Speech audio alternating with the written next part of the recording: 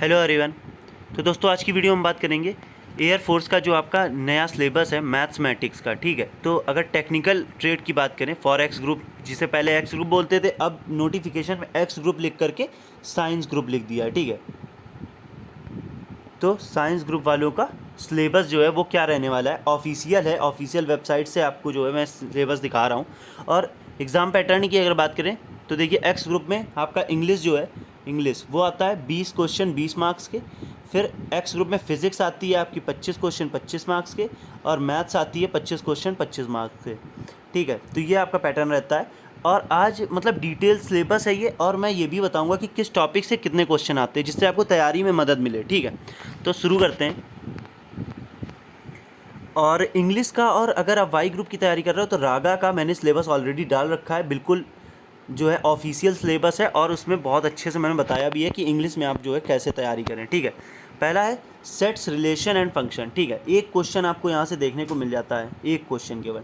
Trigonometric function से आपको 2 question देखने को मिल जाते हैं, किसी सेट में 1 या किसी सेट में 2।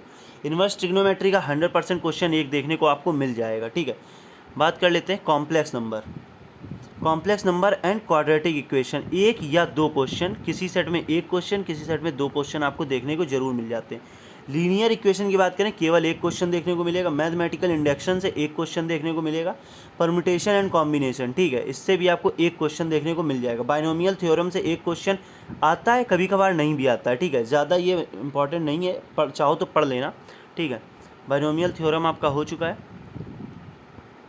देन अगर बात करें सीक्वेंस एंड सीरीज से, 1 क्वेश्चन रेयर केस में। ठीक है, आपका जो है Cartesian system of rectangular coordinates. ठीक है, 1 या 2 क्वेश्चन आपको जरूर देखने को मिल जाते हैं। Then straight line and family lines, इससे भी आपको क्वेश्चन जो है 1 या 2 क्वेश्चन देखने को मिल जाएंगे। Circles and family of circle, ठीक है, 1 क्वेश्चन देखने को मिलेगा। कोनिक सेक्शन से 1 बहुत रेयर है, कभी आ गया तो आ गया, वरना ज़्यादा नहीं है ज़रूरी। 3D, अगर 3 डायमेंशनल ज्योमेट्री की बात करें तो 1 क्वेश्चन देखने को मिल जाएगा। मैट्रिसेस एंड डिटर्मिनेशन, ठीक है, अगर एनडीए की बेसिस से बात करें, एनडीए में इसके बहुत क्वेश्चन आते हैं। ठीक है, इंटीग्रेशन वगैरह के भी आते हैं, लेकिन इसके भी काफ़ी क्वेश्चन, उसका तो मान लीजिए 100 क्वेश्चन का होता है। अगर एयरफोर्स के अंदर बात करें तो 2 क्वेश्चन आपको देखने को मिल जाएंगे। लिमिट एंड कॉन्टीन्यूटी, ठीक है, 1 क्वेश्चन देखने को मिल जाएगा। डिफ्रेंसिएशन के आपको जो है इंपॉर्टेंट टॉपिक है डिफ्रेंसिएशन। ठीक है, तो ज़्यादातर लोगों का मैथ्स का तो अच्छा ही होता है, 2 क्वेश्चन मान के चलो। अप्लीकेशन ऑफ डेरिवेटिव्स, ठीक है, 1 क्वेश्चन मान लो। इनफाइनाइट इंटीग्रल्स, मतलब वही इंटीग्रेशन है। ठीक है, डिफाइनाइट और इनफाइनाइट, तो ये यहाँ से दोनों को मिलाकर के आपको 2 क्वेश्चन देखने को मिल जाएंगे। अप्लीकेशन ऑफ इंटीग्रल्स, ठीक है, ये भी उसी से रिलेटेड है। इन तीनों के मिलाकर के मान लो 2 क्वेश्चन आपको देखने को मिल जाएंगे।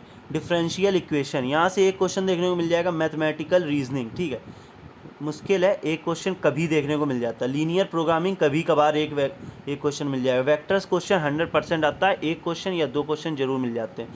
प्रोबेबिलिटी मोस्ट इंपॉर्टेंट है, इसे मत छोड़ना, 1 या 2 क्वेश्चन जरूर देखने को मिल जाएंगे इससे।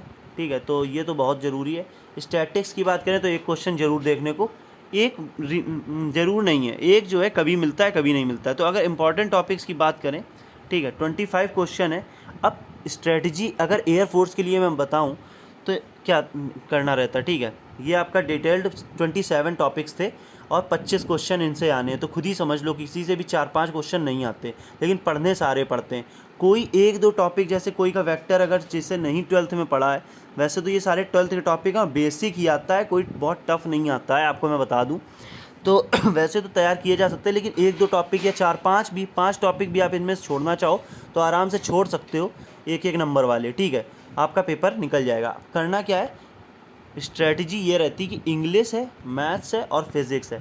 कट ऑफ अगर बात करें, अभी तक जो कट ऑफ जाता था आपका 28 मार्क्स, मतलब कि 30 के नीचे ही जाता रहा। हाँ, लास्ट टाइम तो सॉरी चला गया है, जिसका एनरोलमेंट कैंसिल कर दिया गया, उसका 43 नंबर गया था कट ऑफ। ठीक है, तो उसमें काफ़ी हाई फाई कट ऑफ गया। आपका 70 मार्क्स का पेपर हो गया, क्योंकि 20 + 25 + 25, ठीक है, तो आपका 70 मार्क्स का पेपर है, जिसमें कि 43 लास्ट टाइम कट ऑफ गया। उसके पहले आपका 28, 30 ऐसे कट ऑफ जाता रहा है, 27। ठीक है, तो दोस्तों बात कर लेते हैं स्ट्रेटजी बेस्ट क्या रहने वाली। इंग्लिश, मैथ्स और फिज़िक्स।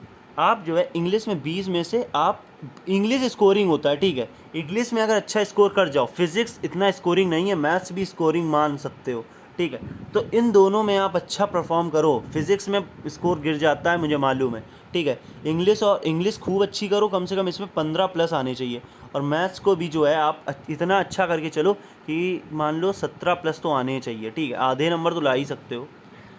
फिर फिज़िक्स में बाकी बचे नंबर आप ले आओ, 10-15 भी ले आओगे तो आपका हो जाएगा, ठीक है।